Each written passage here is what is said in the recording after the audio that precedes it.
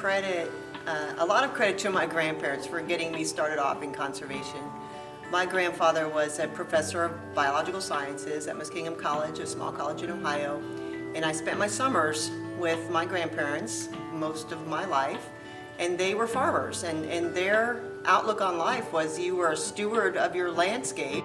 Where I spent the rest of my year was in South Florida. So I think that juxtaposition, growing up in Broward County, where the landscape was in many cases just completely raped and pillaged without any future sight or vision for how it's going to impact water quality, put me over the edge of being like impassioned beyond like angry. I was angry that people were making these changes to the landscape.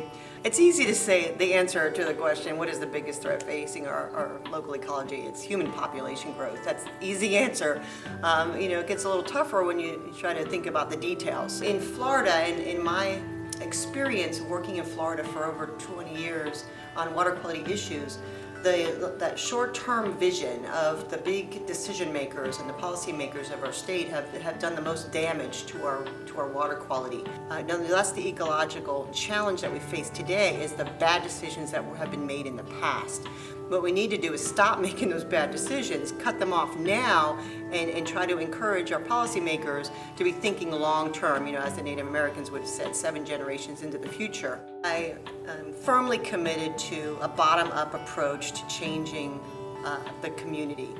I think that ultimately community members are responsible for the environment that we live in, and we should take that responsibility very seriously. As a community, they can engage as an advocacy body and start contacting their politicians and articulating their voice as a community. We want this lagoon saved.